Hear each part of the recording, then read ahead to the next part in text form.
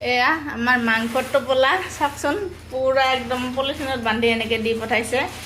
ঘৰৰ পৰা অনা মাংস ভাবিলে মানে আচৰিত লাগে কোন বঙাইগাঁৱৰ পৰা কোন দিল্লীত আহি পাইছে হাঁহৰ মাংস আৰু লোকেল মুৰ্গী মানে উত্তমক বহুত বহুত ধন্যবাদ আৰু আনি দিয়াৰ কাৰণে আগতেও মানে এটা লগৰ ল'ৰাক কৈছিলোঁ আনিবৰ কাৰণে কিন্তু সি আনা নহ'ল নানিলে আৰু ই মানে আনি খোৱালে আৰু আজি ই মানে আনি খোৱালে আৰু আজি আৰু ইটো হৈছে হাঁহৰ ন কি ধুনীয়াকৈ একদম হালধি সানি লৈ আহিছে একদম অলপো বেয়া হোৱা নাই আৰু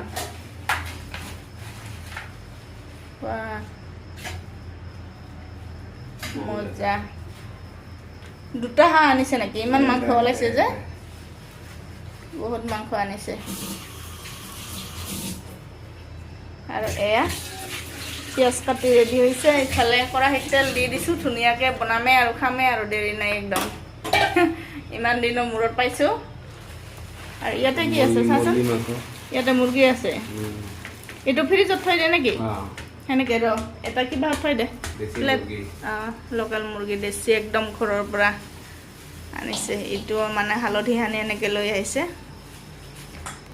আজি মুৰ্গীৰ মাংসখিনি নাখাওঁ আজি হাঁহৰ মাংস খাম মানে হাঁহৰ মাংস বেছিকৈ ভাল পাওঁ তো সেইটো কাৰণে আগতে হাঁহটো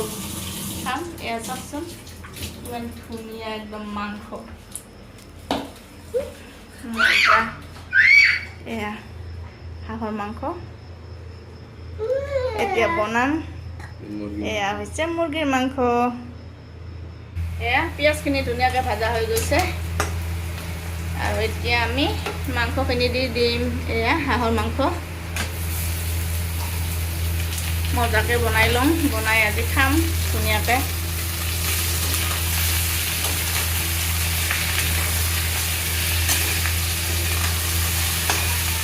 আৰু হালধি দিয়াই আছে অকণমান খালি নিমখ দিব লাগিব এতিয়া ধুনীয়াকৈ ভাজি ল'ম এয়া ধুনীয়াকৈ মাংসখিনি ভাজা হৈ গৈছে এতিয়া মছলা দি আছোঁ অকণমান জিৰা পাউডাৰ দিলোঁ এতিয়া আদা নহৰু থেতালি থোৱা সেইখিনি দি দিম এয়া দি দিলোঁ অকণমান পানীৰ লগত দি দিছোঁ দি পেলাই এতিয়া ধুনীয়াকৈ লৰাই দিম হাঁহৰ মাংস ভাজাতে বহুত টাইম লাগে তো অকণমান পানী দি এনেকৈ আৰু ভালকৈ ভাজি ল'ম এতিয়া অকণমান আৰু মছলা দিব লাগিব অকণমান ৰেড চিলি পাউডাৰ দি দিলোঁ বেছি নিদিওঁ আৰু এয়া হৈছে অকণমান চিকেন মছলা দি পেলাই আৰু ধুনীয়াকৈ লৰাই দিম দি ঢাকি থৈ দিম 2-3 মিনিটৰ কাৰণে মানে ঢাকি ঢাকি ধুনীয়াকৈ ভাজি ল'ব লাগিব মাংসটো আৰু হাঁহৰ মাংস যিমান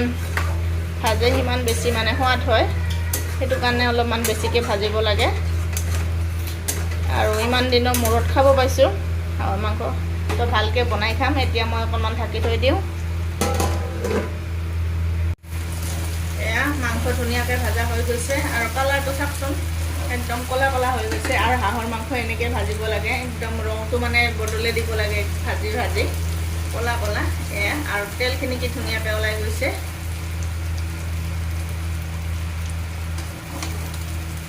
আৰু এতিয়া আমি